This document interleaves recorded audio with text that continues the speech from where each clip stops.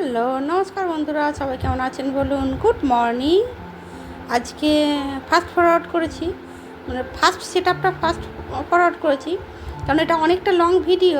তো আমার এই ভিডিওটাকে কাটতেও ইচ্ছা হলো না। এটাই প্রায় 15 মিনিটের, প্রায় 12 মিনিটের মতো ভিডিও, 12-13 মিনিটের। তো ভিডিওটা কাটতে ইচ্ছে হলো না বলে আমি পুরো ভিডিওটা রাখবো বলে আমি ফাস্ট ফরওয়ার্ড করে দিয়েছি। এবার পুরো ভিডিওটা রাখার কারণ হচ্ছে, এখানে আমরা অনেক কাজ করেছি টুকটুক টুক টুক টুক করে। আমি ডিরেকশান দিচ্ছি, আমি ডিরেকশান মাস্টার, আর মাতারানী কাজ করিতেছেন, মাতারানী কাজের মাস্টার। এদিকে আবার এখানে কি করতে বেরিয়েছে, এখানে নিচে নেমেছে কুমড়ো পাতা দিয়ে মাছের ঝাল করব। তো ওই কুমড়ো পাতাগুলো, একটা কুমড়ো গাছ হয়েছে, মা দেখেছে এই কুমড়ো গাছ কাটতে গিয়ে, পাতা কাটতে গিয়ে গাছের ডগটাকেই কেটে ফেললো। আমি আবার একটু রাগারাগি করছিলাম, দিয়ে ডালগুলো, এই পাতাগুলো কেটে আমি বললাম দিন, পাতাগুলো দিয়ে মানে পুঁটি মাছের চচ্চড়ি করবো, সেটা এর পরের দিন না হয় রেসিপিটা দেবো, সেটার জন্য নয়। আর আমি দেখছিলাম, দেখুন কেমন টমেটো হয়েছে, আপনারা বুঝতে পারছেন কি? সামনাসামনি থেকে দেখলে হয়তো বুঝতে পারতেন, প্রচুর টমেটো হয়েছে, প্রচুর। দেখছেন কত টমেটো হয়েছে, টমেটোগুলো কেমন পেকেছে দেখুন। ভাগ্যিস নামলো মা, আমি বললাম দাঁড়ান দাঁড়ান দাঁড়ান, এইটাকে রেখে আমি আগে ঝুড়ি বার করে দিচ্ছি আপনাকে, টমেটোগুলোকে তাহলে তুলেই নিন। কত টমেটো তুলেছে দেখাচ্ছি, দাঁড়ান না, আপনাদের সামনেই তো তুলবে, ওই জন্যই আমি ভিডিওটাকে মানে ফাস্ট ফরওয়ার্ড করেছি, তো ভিডিওটাকে কাটিনি। দেখছেন কত টমেটো তুলছে, কন্টিনিউ তুলছে। আপনারা ভাববেন এটা বোধহয় নর্দমা না, এটা কিন্তু নর্দমা না, এটা পুকুর পাড়। আর এখানে মানে খারাপ কিছু ফেলা হয় না, এটা ঝোড় জঙ্গল বলে একটু লাগছে। এখানে শুধুমাত্র পাতা পড়ে, কোনো নোংরা পড়ে না, আর সবজির খোলা পড়ে, সবজির খোলা। তারপর এখানে সমস্ত সার ওলা জিনিস পড়ে আর কি, এখানে আদারওয়াইজ কিছু পড়ে না। এগুলো এই টমেটোগুলো উঠে গেলেই বা মানে আম যখন গাছ থেকে পাড়া হয়ে যাবে, তারপরে এখানটা পুড়িয়ে দেওয়া হবে, এই পাতা ফাতাগুলো, সমস্ত পাতা ফাতা সব পুড়িয়ে দেওয়া হবে। এখন আমগুলো, এই যদি পাতাগুলো পোড়ায় তখন আমগুলো ঝরে যাবে খানিকগুলো, ওই জন্য এখন পাতাগুলো পোড়ানো হয়নি।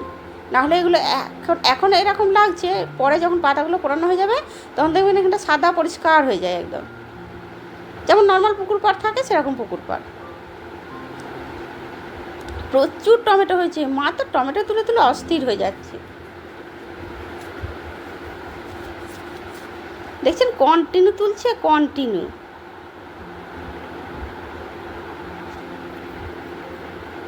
আর আমি শুধু বলছি এদিকে যান আর ওইদিকে যান, এদিকে যান আর ওইদিকে যান। এখানে সাপ খোপ কিচ্ছু নেই, আপনারা মোটেও ভয় পাবেন না। এবার বলবেন শাশুড়িটাকে নামিয়েছে, বউটা বসে বসে ডিরেকশান দিচ্ছে। হ্যাঁ, আমি নামতে পারতাম, অবশ্যই আমি নামতে পারতাম, কিন্তু আমার যে চান করে ফেলেছিলাম, আমি চান করে তো ওখানে নামবো না। তারপরে আমি না একটা জন্তুর, যে জন্তু এখানে থাকার কথা সেই জন্তুর আমি ভয় পাই, আমি কেন্নর ভয় পাই প্রচণ্ড।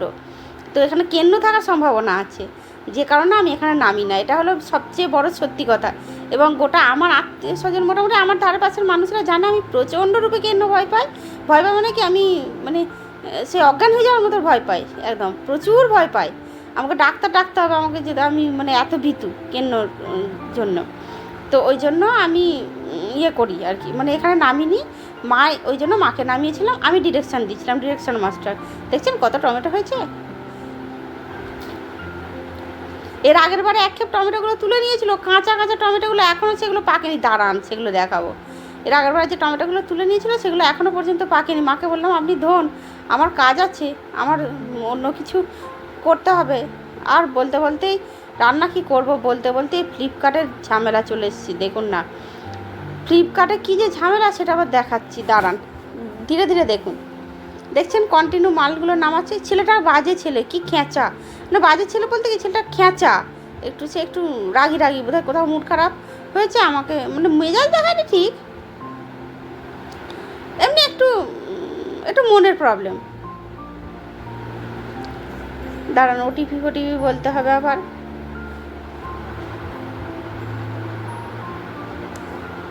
ওটা আমি কি অর্ডার করছি সেটাই ভুলে গেছি। বলছি কী কী দিয়েছে সবই বলছি। আর অনলাইনে জিনিস নেওয়ার এই হচ্ছে ঝামেলা। ঝামেলা বলতে ঝামেলা মানে ঝামেলা কি বলবো বলুন তো। আমি 1,500 টাকা করে প্রত্যেক মাসে এক মানে মাল নিই, তো 1,500 টাকায় 150 টাকা ছাড় পাই। ওটা অফার প্রাইস চলে আর কি। 1,500 টাকার মাল নিলে 150 টাকা ফ্রাই ছাড়, 1,499 টাকার মাল নিতে হবে, নো প্রবলেম। তো আমি প্রত্যেক মাসে চেষ্টা করি 1,499 টাকার মালটা নিতে। তো তাহলে আমার 150 টাকা ছাড় পায়, আমার অনেকটাই পড়তা হয়। 150 টাকা ওটা কি দোকানে ছাড়টা দেবে বলুন না?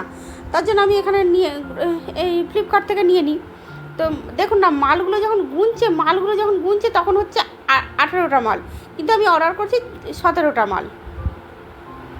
আমি ওকে বারবার বলছি ওই মটরটা কিন্তু বেশি, কারণ ক্লাসিকের মটর আমি কিন্তু অর্ডার করিনি। এতগুলো কেন মটর? আমি তো 2 কেজি মটর অর্ডার করি না, আমি তো 1 কেজি মটর অর্ডার করেছি, তাহলে কেন 2 কেজি মটর এসছে? আমার তো মটর ছিল দিয়ে ওটা নিয়ে প্রবলেম হচ্ছিল। সে আমার কোনো কথা কিছুতেই বিশ্বাস করবে না, দিয়ে আমাকে বললো আপনার ফোনটা দিন।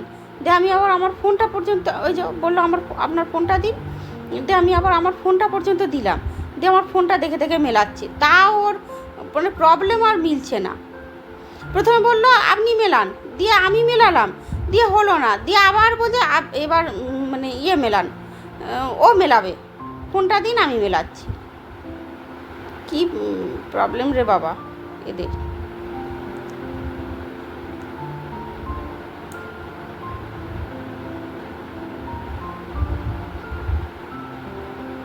আমি বারবার বলছি একটা মটর বেশি। আমি এখন বলে দিয়েছি যে মটরটা কি আমাকে মানে ফ্রি দেয়নি তো? বললো না, অন্যের মাল ঢুকে গেছে আপনার সাথে। কি বলবো বলুন?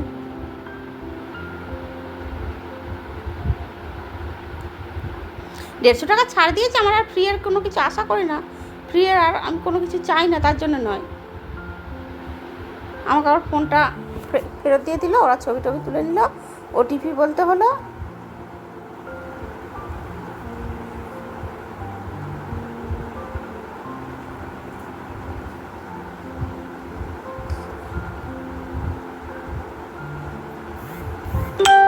ভিডিও করছেন কেন? কি জ্বালাতন রে বাবা! আমি যদি ভিডিও করি ওর তো কোনো প্রবলেম নেই, তাহলে ও কেন ভিডিও করা নিয়ে আপত্তি? কি প্রবলেম? যেমন শাশুড়ি বলছে তুমি সরাও তো, আমি আগে ভেতরে ঢুকে যাই, দিয়ে আমি বলছি দাঁড়ান।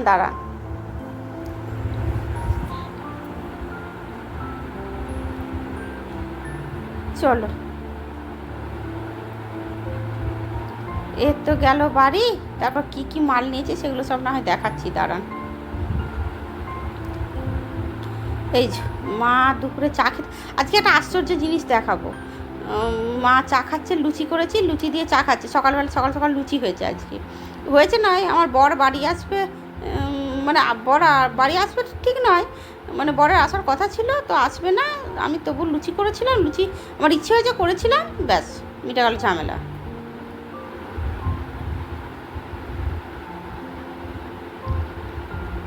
দাঁড়ান, এই এত বড় জিনিসটা কি বলছি, তার আগে সমস্ত জিনিসই দেখাবো। মাকে ডিরেকশান দিচ্ছি, এটা কি বলুন তো?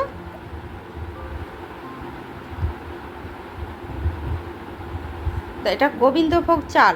দাঁড়ান, সব জিনিসগুলো ভালো করেই দেখিয়ে দেবো। গোবিন্দভোগ চাল মানে নিশ্চয় আশা করি সবাই জানেন গোবিন্দভোগ চাল কাকে বলে। ওই মানে সেই যেটা পায়েসের চাল, সেটাকেই বলা হয় মেনলি গোবিন্দভোগ চাল। দাঁড়ান সব দেখিয়ে দিই। এটা হচ্ছে ফরচুনের অরহর ডাল আর কি, মানে অরহর ডাল বা তুর ডাল বলে, কিন্তু এটা মেনলি অরহর ডাল, মানে আমাদের বাঙালিদের অরহর ডাল আর কি। ডাইনামাইট বলে একটা সার্ফ নিয়েছি, যেটা 4 কেজি, এটা সার্ফ এক্সেল নিয়েছি 1 কেজি, ডিটারজেন্ট তো জানেন। আর এটা বিস্কুট রিচমারি আমার শাশুড়ি মায়ের এর পরের মাসের। আর এটা মটর, এটা কি ময়ূরী না কিসের মটর, 2 প্যাকেট, এটা 500 করে আমার মায়ের। এটা কিশমিশ না, এটাও বোধহয় মটর, হ্যাঁ এটাও মটরটা। আর এটা হচ্ছে সেই বেসিনের পাইপ পরিষ্কার করার আর কি, ড্রেনেজের। এটা অরহর ডালটা বললাম। আর এটা পিঙ্ক সল্ট, প্রত্যেক মাসে এক প্যাকেট করে লাগে। এটা রেজিনের ওই কিশমিশ। আর এটা এলাচ, ক্লাসিকের এলাচটা খুব ভালো। 50 গ্রাম ওটা ওজনে। আর এটা হচ্ছে ওই তো বললাম ওই গোবিন্দভোগ চাল বা পায়েসের চাল 1 কেজির এটা প্যাকেট। এটাও ক্লাসিকের আমার মায়ের অর্ডারের। এটা হচ্ছে কাবুলি চানাটা আর কি, 1 কেজির প্যাকেট এটা। আর হচ্ছে এই যে আশীর্বাদের আটা 1 প্যাকেট, এই যে 2 প্যাকেট। এটা প্রায় আমার 2-3 মাস মতো হয়ে যাবে। এটা প্রাণ টোস্ট আছে একটা, এটা আমার বরের। সবার জিনিস আছে এখানে। আর এটা হচ্ছে ডিশওয়াশার জেল, এটা নিয়ে রাখলাম। এটা প্রায় আমার 6 মাস 1 বছর হয়ে যাবে প্রায়। একটু জল মিশিয়ে আমি ইউজ করি। আর এটা হচ্ছে ফরচুনের চিনি সুগার, পুরো 5 কেজির একটা বস্তা তুলে নিয়েছি একবারে, আমার পুজো পর্যন্ত আরামসে হয়ে যাবে। আর এটি হচ্ছে আমার সেই আশ্চর্যের গাছ, দেখুন কোনো নেই, কোথাও লেগে নেই, কিন্তু এটা ফল হয়েছে, মানে ডাঁটা গাছ আর কি, লাগানো হয়নি, কিন্তু ডালটা এমনি বসানো ছিল, তার থেকেই দেখুন হয়েছে, এই ডাঁটা ধরে গেছে। তো চলুন এটা দেখতে দেখতে ভিডিওটি মোটামুটি শেষ করি। যদি ভিডিও ভালো লেগে থাকে, আর এই আশ্চর্য গাছটিকে যদি ভালো লেগে থাকে, গাছ না ডাল বলবো জানি না, যদি ভালো লেগে থাকে তো লাইক কমেন্ট শেয়ার করবেন, পাশে থাকবেন, আমার ভালো লাগবে। আর কি বলবো বলুন, যদি ইউটিউব থেকে দেখেন তো সাবস্ক্রাইব করবেন, ফেসবুক থেকে দেখলে ফলো করবেন। আর ভালো থাকবেন, ভালো রাখবেন। নমস্কার, thank you, bye bye, tata, good night. সবাই ভালো থাকবেন। আবহাওয়া চেঞ্জ হচ্ছে, কালকে ঝড় দিয়েছিল, আজকে আবার বেশ গরম। তো আবহাওয়া চেঞ্জের সময় বাড়ির ফ্যামিলি মেম্বারদেরকে ভালো রাখবেন, ভীষণভাবে যত্নশীল হবেন। বাচ্চাদের প্রতি, বয়স্কদের প্রতি তো যত্নবান হতেই হবে, কিছু করার নেই, বলুন না।